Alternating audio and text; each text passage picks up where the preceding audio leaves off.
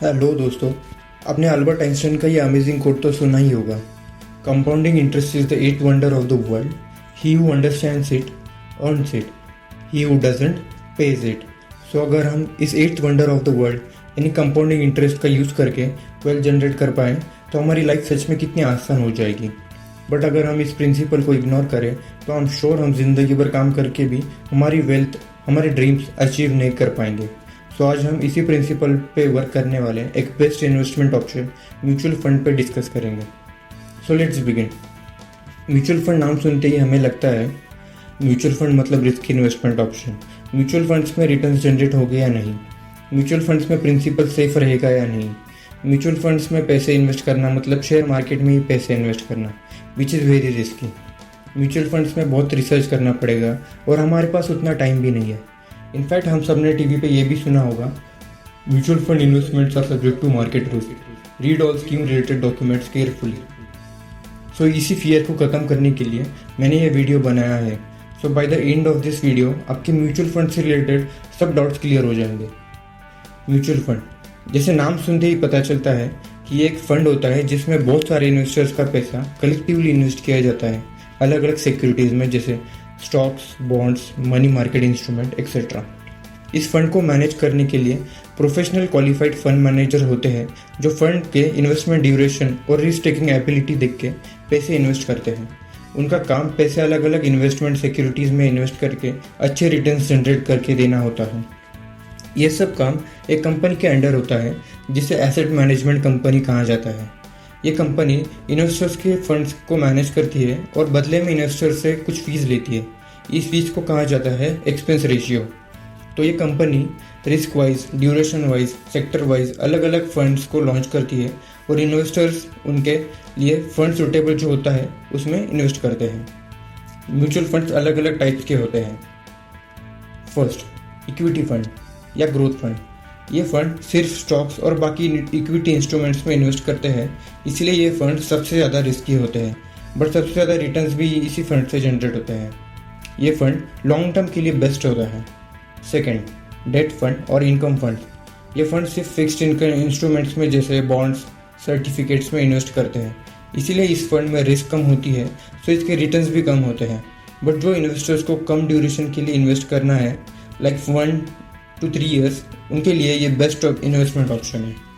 Third, hybrid funds. Hybrid funds में equity और date का कॉम्बिनेशन होता है जिसमें 75% पैसे इक्विटी में और 25% पैसे डेट में इन्वेस्ट किए जाते हैं। जो इन्वेस्टर्स को इक्विटी में इन्वेस्ट करना है बट ज़्यादा रिस्क नहीं लेना चाहते और जो मिड टर्म के लिए इन्वेस्ट करना चाहते हैं लाइक 3 to 5 years, उनके लिए हाइब्रिड फंड बेस्ट ऑप्शन होता है। फोर्थ, मनी मार्केट और लिक्विड फंड्स। ये फंड बहुत कम ड्यूरेशन के लिए होता है, मतलब इन्वेस्टर्स को 1 year से भी कम ड्यूरेशन के लिए इन्वेस्ट करना है वो मनी मार्केट फंड में इन्वेस्ट कर सकते हैं। जनरली ये fund treasury bills, certificate of deposits, commercial papers जैसे अल्ट्रा शॉर्ट टर्म इंस्ट्रूमेंट्स में इन्वेस्ट कर सकते हैं। सो ये थे म्यूचुअल फंड्स के primary types. Mutual fund types में और डिटेल्स में जाए तो और भी टाइप्स होते हैं जैसे open ended funds, close ended funds, interval funds, tax saving funds, sectoral funds, index funds, funds of funds, international funds, guild funds, ETF और exchange traded funds, Contra funds, thematic funds etcetera. अभी detail में गए तो video बहुत long हो जाएगी। मैं detail में इन म्यूचुअल फंड टाइप्स पे बाद में वीडियो बनाऊंगा। तो चलो म्यूचुअल फंड्स के एडवांटेजेस के बारे में बात करते हैं। One of the main advantage जो मुझे बहुत अच्छा लगा वो है फर्स्ट, पावर ऑफ कंपाउंडिंग। चलो इसे एक एग्जाम्पल से समझते हैं। रमेश और सुरेश बेस्ट फ्रेंड्स होते हैं। वो दोनों को एट द एज ऑफ 25 अच्छी नौकरी लग जाती है और दोनों 55 एज तक रिटायर होना चाहते हैं। फ्यूचर की रिस्पॉन्सिबिलिटीज़ देखते हुए रमेश उसके 25th एज से SIP स्टार्ट कर देता है। उसके रिटायरमेंट तक वो मंथली 5000 SIP से इन्वेस्ट करता है और सुरेश चाहता है कि वो सैलरी बढ़ने के बाद उसकी इन्वेस्टमेंट स्टार्ट कर देगा। उससे लगता है उसकी सैलरी अभी कम है और वो अभी लाइबिलिटीज़ जैसे एक्सपेंसिव मोबाइल्स, क्लोथ्स में इन्वेस्ट करना चाहता है। सो 35 एज तक सुरेश उसकी SIP स्टार्ट कर देता है। वो रमेश की SIP से डबल यानी 10,000 पर मंथ से SIP स्टार्ट कर देता है for 20 years till the age of 55। So दोनों रमेश और सुरेश जब 55 एज के हो जाते हैं तब तक रमेश 5000 SIP से 30 ईयर्स में टोटल 18 लाख अमाउंट इन्वेस्ट करता है। बट कंपाउंडिंग के मैजिक से रमेश 18 लाख इन्वेस्टमेंट से टोटल 1,74,74,821 रुपीज़ वेल्थ क्रिएट कर पाता है। But Suresh on the other side 24 lakh invest करके भी 98,92,554 रुपीज़ वेल्थ क्रिएट कर पाता है। सो जहां रमेश की ऑलमोस्ट 1.75 करोड़ वेल्थ जनरेट हो पाती है, वहां सुरेश ने ज़्यादा इन्वेस्ट करके भी उसकी इन्वेस्टमेंट 1 करोड़ भी नहीं हो पाती। ये है power of compounding. Second benefit, diversification. जैसे वॉरेन बफेट कहते हैं, do not put all eggs in one basket.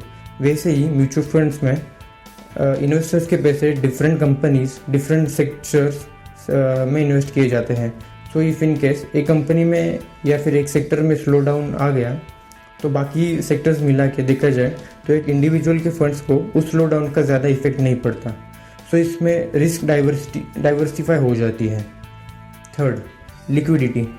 किसी भी इन्वेस्टमेंट ऑप्शन में लिक्विडिटी यानी इन्वेस्टर्स कब उनके पैसे फंड से विड्रॉ कर सकते हैं, ये बहुत इंपॉर्टेंट होता है। म्यूचुअल फंड्स में कुछ फंड्स जैसे ELSS, क्लोज एंडेड फंड्स के अलावा किसी भी फंड में लॉक इन पीरियड नहीं होता। हम जब चाहे तब पैसे विड्रॉ कर सकते हैं। Fourth advantage, regulated by SEBI. जैसे बैंक्स को RBI रेगुलेट करती है या जैसे इंश्योरेंस को IRDAI रेगुलेट करती है, वैसे ही म्यूचुअल फंड्स को सेबी रेगुलेट करती है। सेबी यानी securities and exchange board of India. In simple words, AMC investors के पैसे का मिसयूज़ तो नहीं कर रही। AMC थ्रू इन्वेस्टर्स को बराबर बेनिफिट्स मिले और इन्वेस्टर्स के पीस ऑफ माइंड रहे कि उनके पैसे सही ढंग से यूज़ हो रहा है, इन सब पे सेबी कंट्रोल करती है। Fifth advantage, mutual funds investment manage करने के लिए एक्सपर्ट्स होते हैं जो मार्केट को अच्छी तरीके से समझते हैं।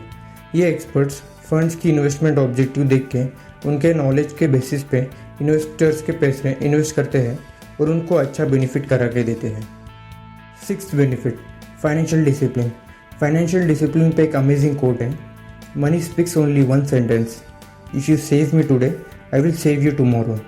सिमिलरली म्यूचुअल फंड्स के SIP यानी सिस्टमेटिक इन्वेस्टमेंट प्लान से मंथली इन्वेस्ट करने का एक डिसिप्लिन लग जाता है जो लॉन्ग टर्म में हमें बहुत वेल्दी बना सकता है। Seventh advantage, flexible. हम म्यूचुअल फंड्स में ड्यूरेशन वाइज अलग अलग फंड्स में इन्वेस्ट कर सकते हैं।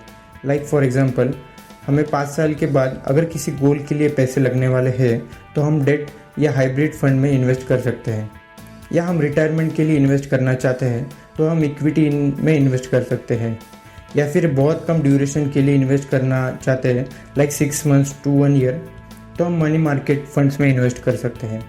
हम मिनिमम इन्वेस्टमेंट से भी स्टार्ट कर सकते हैं, जैसे 500, 1000 से भी इन्वेस्ट कर सकते हैं, या फिर एक साथ ज़्यादा अमाउंट भी इन्वेस्ट कर सकते हैं जिसे हम लंप सम कहते हैं।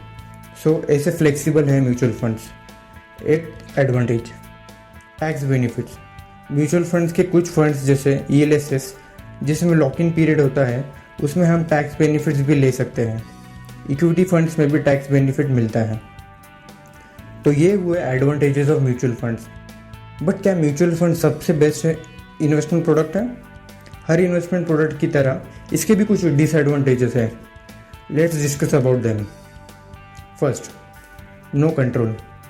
म्यूचुअल फंड में एक बार इन्वेस्टमेंट करने के बाद इन्वेस्टर उनके इन्वेस्टमेंट्स के डिसीजंस नहीं ले सकते। इन्वेस्टर को इन्वेस्टमेंट करने के बाद फंड मैनेजर के डिसीजंस पर डिपेंड होना पड़ता है। Second disadvantage, as mutual fund share market से लिंक्ड होते हैं, सो शेयर मार्केट की वॉलेटिलिटी यहाँ म्यूचुअल फंड्स में भी दिखाई देती है, इसलिए रिटर्न्स पे भी उसका इफेक्ट पड़ता है। बट हम अगर लॉन्ग टर्म के लिए इन्वेस्ट करें तो रिटर्न्स ज़्यादा फ्लक्चुएट नहीं करते। Third disadvantage, exit load. बहुत म्यूचुअल फंड्स को एग्जिट लोड होता है। एग्जिट लोड मतलब इन्वेस्टमेंट विड्रॉ करते वक्त कुछ परसेंट कंपनी रख लेती है। एग्जिट लोड पहले कुछ सालों के लिए होता है, सो इन्वेस्ट करते वक्त इन्वेस्टर ने इन सब चीज़ों को चेक करके इन्वेस्ट करना चाहिए। सो फ्रेंड्स, ये थे म्यूचुअल फंड्स के कुछ डिसएडवांटेजेस। म्यूचुअल फंड्स के कुछ रूल्स भी है, जैसे number 1, keep some money aside for emergencies so that emergencies में हमारे मेन इन्वेस्टमेंट विड्रॉ करने की ज़रूरत ना पड़े। Number 2, start investing early so that हम कंपाउंडिंग का ज़्यादा से ज़्यादा फ़ायदा ले पाएँ।